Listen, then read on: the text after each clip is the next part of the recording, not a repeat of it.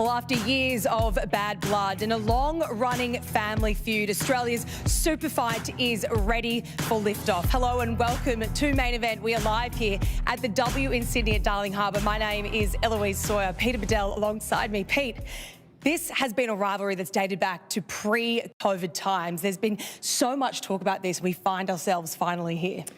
Well, it's been the biggest feud in Australian boxing, Eloise, and now we finally get to settle the score. And originally, the feud was starting with Tszyu and Michael Zerafa, of course. That was meant to happen in 2021. It didn't for various reasons. Now it's been passed on to the younger Tszyu, the butcher, Nikita. And he's going to have to get the job done. It's probably the biggest test of his career to date.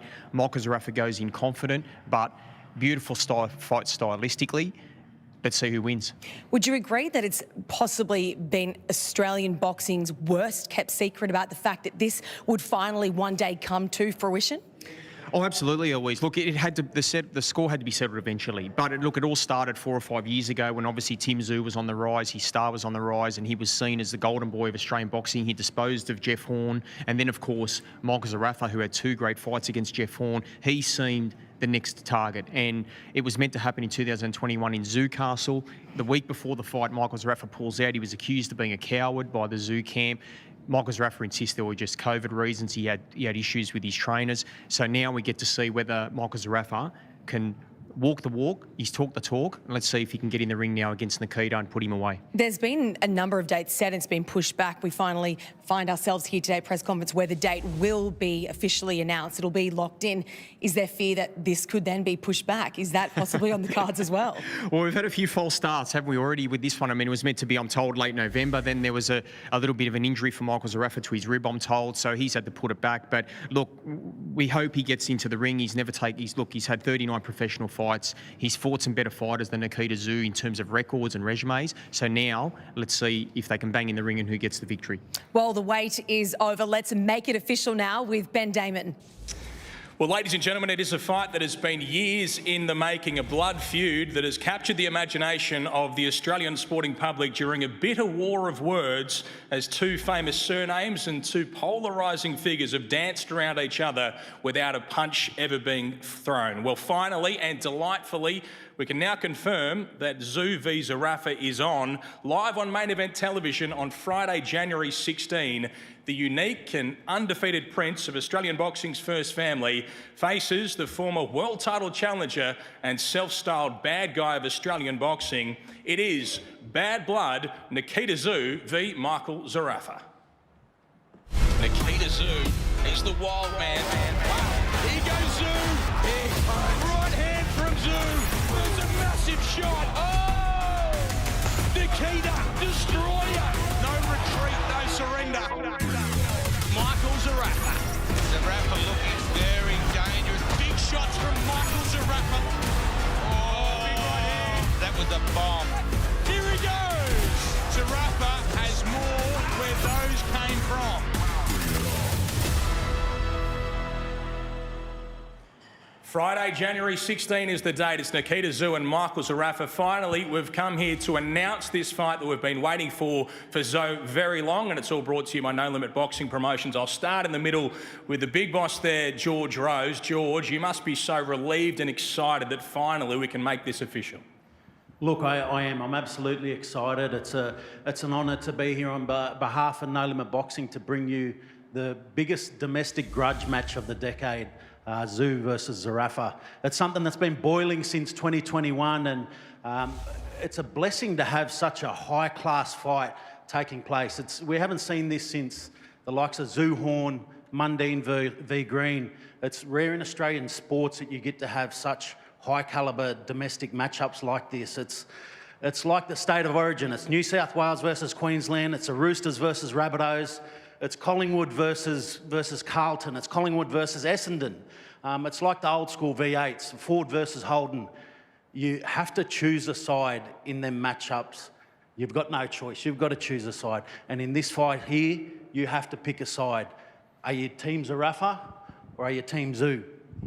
And we're absolutely honoured to be bringing this fight. We're starting 2026 with a bang. This is the best possible domestic matchup that you can get, and it's going to be a huge one. You've been a part of some big promotions, George. Have you ever been so pumped about a fight as this?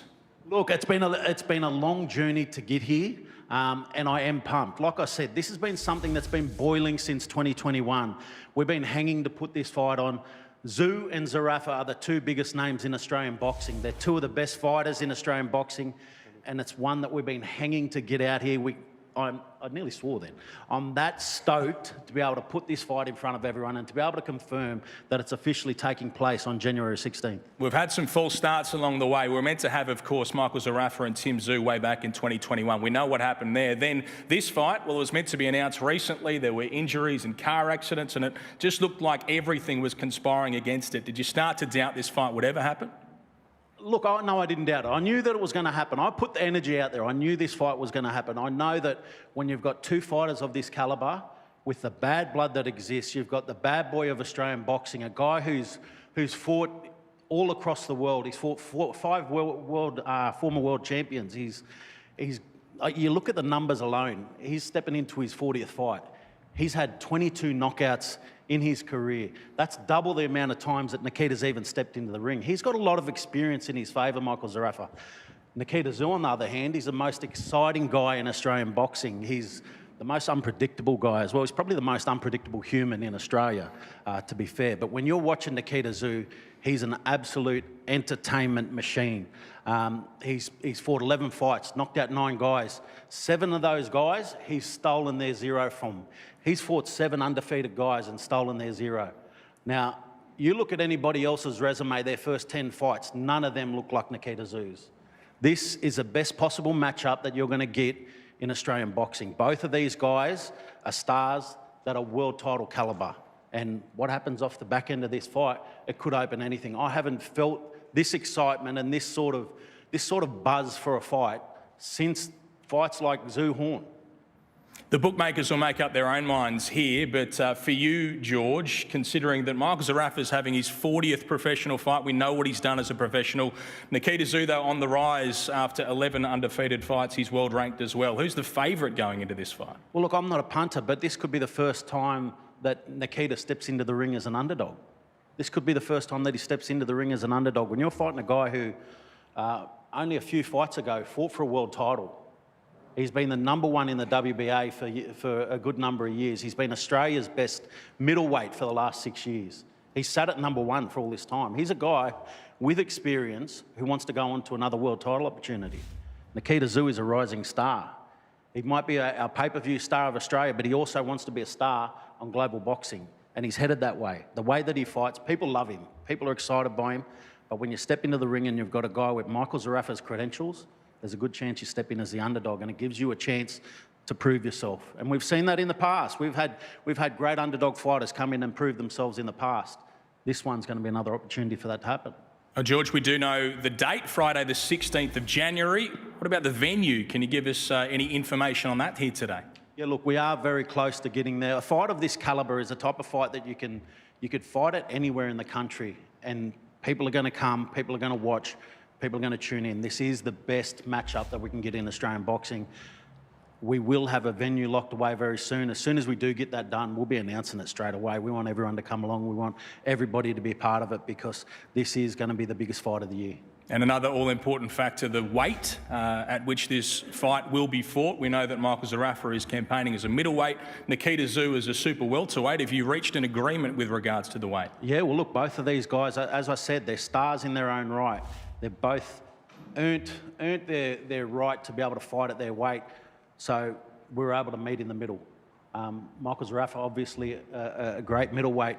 Nikita Tszyu, a great super welterweight. We've met in the middle at 157. So these guys will be fighting at 157. They've both agreed to that. They've both agreed to meet halfway. And I think that's the fairest way to do it, and gives them both the best opportunity to deliver their best performance. Okay, so that is the news. 157 pounds. This fight will be contested at around 71.2 kilograms, right in between the two weight divisions of these fighters. George, what about an undercard? A fight like this deserves a stacked undercard. Can you give us any hints as to what we might see on the 16th of January before this fight? Look, the one thing that you know that we deliver when we put on a show, it's a show from the bottom to the top. When you've got a fight like this sitting at the top, there'll be a great undercard underneath. but you don't need a great undercard when you've got a fight like this. We could put any man and their dog on this undercard and people will still want to see it, because this is the best fight you are going to see in Australian boxing. This is the biggest domestic matchup that can be made. This is two of the best fighters in the country, and they're putting it all on the line. They're putting their balls on the table right here for everyone, January 16th. And we know we can see this fight, of course, on Main Event Television, which you can access via Foxtel and KO. What about tickets? I know we're waiting on a venue announcement, but I'm sure there'll be people who are willing to fly wherever this fight ends up. How can they get involved? Look, it will be in a major city, as I said, so tickets will be available as soon as we announce a venue. And to be able to get your chance to get your first shot at it, make sure you go to nolimitboxing.com.au, register to be advised as soon as it is announced that you can get access to tickets, because you want first access to this. You want the best seats in the house to be able to watch these two go at it. Make sure you register through nolimitboxing.com.au, and as soon as we lock in a venue, we'll be having another announcement. We'll unleash the full card for you there too. Thanks so much to George Rose. I might talk to you a little bit later on, but now time to talk to the fighters. And firstly, to this side of the table, a 33-year-old from Melbourne. He's 34-5 as a professional. He's ranked as high as number 5 in the world at middleweight right now, a former world title challenger. Michael Zerafa, welcome, Michael. Great to see you again. How do you feel about the fact that it's now official? You are fighting against Tszyu and it's Nikita. Yeah, look, I'm excited. You know, like George said, it's the biggest fight in Australia that can be made. You know, to share the ring with Tszyu is going to be great. So, yeah, in 12 weeks, we'll go out there and put all the bad blood to rest. There's been a fair bit go on in recent times. Did you ever start to doubt that this fight would happen? Did you ever decide at any point that you just didn't want to wait around any longer, or you didn't want this fight? No, not at all. Like, people need to understand, you know, we're elite athletes. You know, things happen, people get injured. You know, it's not like we go into a local gym and, you know, we've rolled a wrist or an ankle and, you know, the fight can't happen. You know, we're training 5-6 hours a day, you know, 6-7 days a week. Injuries do happen, you know, car accidents. You know, he was probably driving to the gym or to Coles or something, and a car accident, you know, no one wants that. No one wants to get injured. So, you know, that's life. People need to understand that, you know, things do actually happen, you know what I mean? But we're here now, you know, and like I said, exciting times ahead. And what do you think happens in this fight? Because you've had so long to think about it. I'm sure that you've pictured how it finishes. You have made comments about being levels ahead of your opponent in this fight, Nikita Tszyu. What does that lead you to believe happens? Look, you know, I never like to say too much about how the fight goes. Look, I do believe I win. I do believe that I am the more experienced fighter. I've been in there with bigger names and beaten bigger names. But look, there's no pressure on me. I mean, I'm expected to lose. That's why it says Tszyu Zerafa. I know that. You know, there's no pressure on me. I lose, I go back to my business, and it's I told you so. Zerafa wasn't good enough. But the Tszyu legacy is on the line. You know, for me, there is nothing. I rock up. I give it my all. If it's enough, I'll win. If it's not enough, I'll go back to doing me. But like I said, the Tszyu legacy. It's not a very confident kind of output. We'll see. We'll see. Like I said, 12 weeks, we'll see. But like I said, the legacy name. You know, Tim fell short. You know, there's only one more to save him. You know, not many people get 2 chances at saving the last name. You know, so this is your chance, brother. Well, I was going to introduce him in a moment, but he needs to respond to those comments. This is the undefeated Nikita Tszyu, who's 11 fights and 11 wins, 9 KOs and 0 losses so far. He's ranked highly as well, as high as number 9 in the world at super welterweight. Well, Nikita, he's just said that you have the final chance to save the Tszyu legacy. What's the question? What? What's your response to that? Do you feel you go into this fight trying to save your family name in boxing? Not really. No. I'm going in here to really rise to the occasion, to get onto that world stage properly, to beat someone who's had a lot of experience.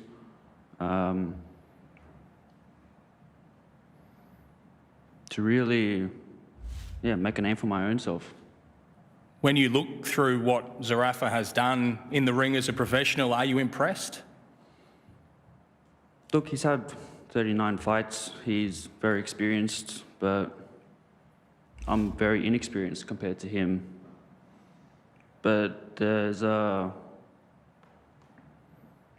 level of quality as well. Not trying to act arrogant or anything, but I've had a pretty hard introduction into the sport, kind of thrown into the deep end. Michael in the same position, 10 fights. I saw on his box rack he had a fighter with just a pro debut.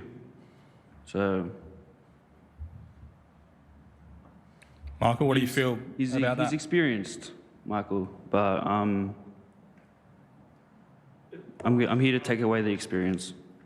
I think he's querying your record to some extent, particularly with regards to the early stages of it.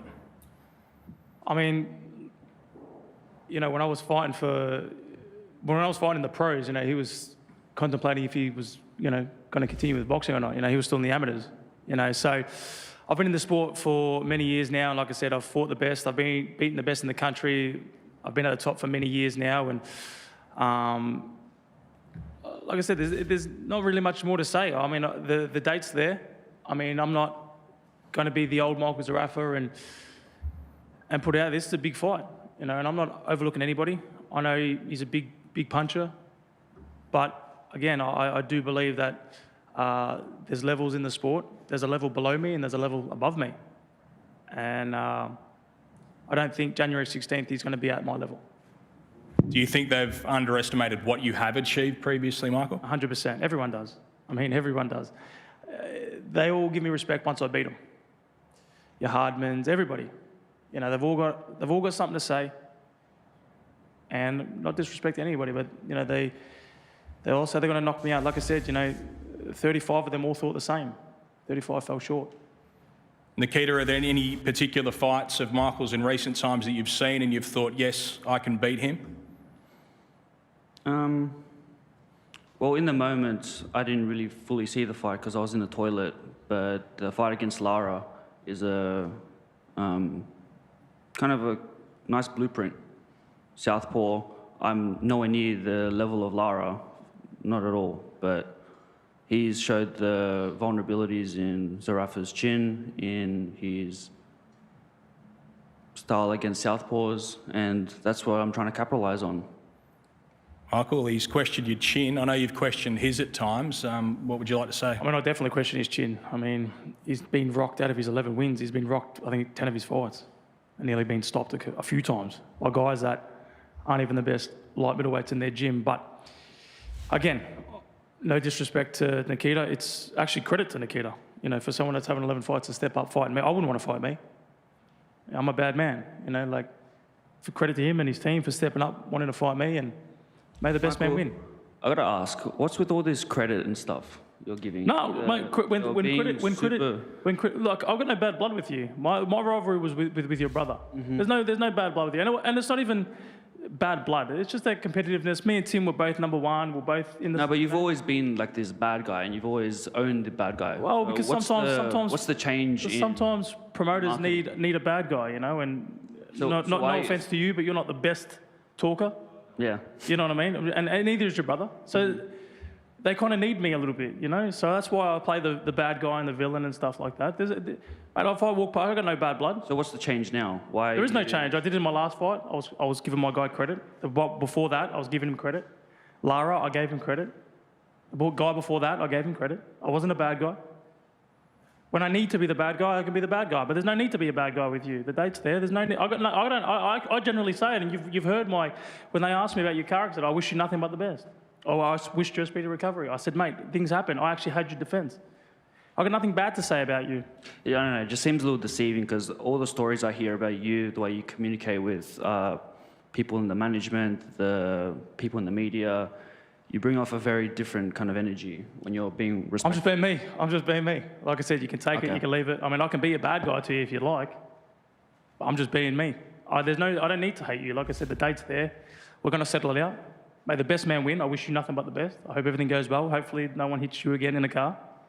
May the best man win, like I said. And hopefully no one hits you again in the rib as well. It actually wasn't a punch, to be honest. What happened? You actually want to know? It was actually it was a bit of a weird situation, but I was actually doing sit-ups and they threw a medicine ball, and it just actually cracked the rib. And that's all right, man. You can go for that rib. The rib will be ready for you come Jan 16. Which side? It was the left side, actually. Left side. Okay, copy that. Yeah, it will even suit you even more. To be fair, Michael, you have said a few things along the way. This is a quote from you. You said that Nikita needs his chin checked and his head scanned, and you insinuated that he's an embarrassment to the Tszyu family. Look, some of the things he says, I mean, I question, and I think sometimes he says it and questions it sometimes. I don't know. I mean, some of the things he says, I believe, I mean, people can go against this, shouldn't be said in public. Whether, you know, I wouldn't like to know what he does on a Sunday recovery day outside of a boxing gym. But, I mean, his chin, that's just because of what I've seen in his fights. Again, nothing to him. If I didn't, you know, just from what I've seen, like he said, he saw faults when I fought Lara. You know, I'm just saying from what I'm watching when he fights, and usually we're fighting on the same night, so it's hard. But from what I do see, I think his chin is questionable. Nikita, anything along the way that he has said that has particularly upset you or offended you? Is there anything that he shouldn't have said? I think it all started from the initial comments he made about my family, the disrespectful comments he made in the past, back when he was being the bad guy. The stuff he said about my dad, Said he was a legend. Well, the Mickey Haddon part, that was Wow. not. Did you actually watch that did you watch the full interview? Doesn't matter. Like, I saw that part, and you're going to bring out the Mickey Haddon. It was disrespectful. Yeah. These kind of things I can't really forgive. It's just who I am. I'm a very family-oriented person, and I guess that was the beginning of it all. That's where it all kind of started, because at that point you were meant to be fighting my brother, but those comments, they stuck with me, and now 5 years on, we're in this together. And what does that motivate you towards, Nikita, the fact that you do feel so disrespected and your family feels disrespected? What do you want to do in this fight as a result of that disrespect? I mean, it's more just closing that mouth of his, because I've heard non-stop blabbering from him for like the last 5 years. I've heard from my manager, Glenn, that the pain in the ass that he was after that fight, all the different stories he was bringing as excuses for why that fight didn't happen. He has a way of getting into the media and giving them things to run with. But yeah, this fight is a way to finally close that door. What's your take on why that fight didn't happen between Michael and your brother in 2021? I could say that he was scared. I could say that his team didn't want the fight. What were the other things that you said? Wasn't there like a whole list of them? I didn't say anything. It was managerial issues, and No Limit obviously knows what went on behind the scenes. And if I, really didn't want that fight, and it was the case that I ran away and I was scared and I was banned from Fox Sports and No Limit, we wouldn't be in this situation. Wasn't there like troubles of getting from Melbourne to Newcastle? Negative. That was not the case at all. Not the case at all. Copy. Not the case at all. I ended up having to go through a whole legal situation with my ex-team and whatnot, and yeah, there was bigger things than me not wanting to fight. Definitely wasn't the case. I've fought bigger names than Tim at the time. Fought all of them in their backyard. Fought Cal Brook in England. I went to Russia, fought the champion there. Went to Vegas and fought Lara there. I've been all around the world in their backyard. Going to an hour of flight was definitely not the case. Any concerns then, Nikita, that this fight doesn't happen for any reason, that Michael Zerafa runs into some other issue? From your side, though, are there any concerns? I'll tell you what, this is how much I want this fight. I've cancelled my wedding that I was meant to have for this fight. This fight's happening. How does she feel about that? I was told to make sure to lock the doors so he doesn't run away. You won't. You won't need to.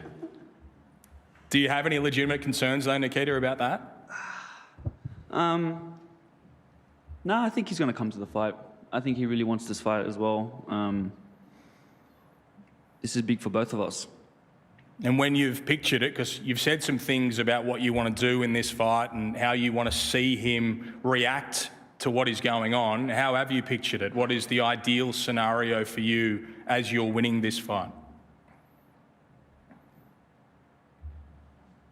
I mean, I'd like this to go for as long as possible. I want to be in there for as long as possible, and just we're boxers. This is the whole reason why we're in this sport, to fight someone and to be able to just put pain on another human. And right now I'm not in that mode. Still kind of a resident of Sydney, just walking around. But once January 16th comes in, my mind will switch, and I can't have any more like remorse. I have to be that killer that wants to hurt someone. And it's the greatest way I could possibly do it, being locked in a ring with someone. So if I have as much time in there with him as possible, beautiful. Michael, that's some of the darker talk that you've spoken about from Nikita previously. How do you feel when it's directed at you like it was then and like it has been in recent times? I don't know, man. I'll say it. The sport needs him. He's strange. I mean, it's weird. But I mean, if it works for him, let him go doing his jungle boy stuff where he goes in his forest. Well, why are you in this sport? Like, what's your motivating Man, when you were factor? drinking fucking warm titty milk, I was climbing the ranks. You were contemplating, do I want to box? Do I not want to box? I was drinking warm titty milk. That's what you do. You're on this. I was drinking that like a month ago. I'm still drinking. You're still on it. Yeah, it's still on it. It's actually delicious. You're still on it. Fucking Jesus Christ. Climbing the ranks. Look, it is what it is. I think the sport needs him. I think he does great things, to be honest. He's actually funny. He's got more of a personality than Tim. Well, we'll finish it there. Michael, your final words to the people of Australia who are watching this, who've been waiting for this fight for so very long and now know that it's going to go down on the 16th of January. Just anything you'd like to say before we wrap up? I just want to thank everyone for tuning in and make sure it's a fight not to be missed. I mean, like I said, I think they've made a big mistake. Big mistake. Any final words for Nikita in particular then before we let you both go? January 16th is where it all comes to an end. The conclusion. All right, thank you guys. We'll face off these two fighters for the first time here on the stage with the promoter George Rose in between them. So those are your details. Nikita Tszyu and Michael Zerafa will fight. It's Friday, January the 16th. It's live on Main Event Television. All the rest of the details are to follow.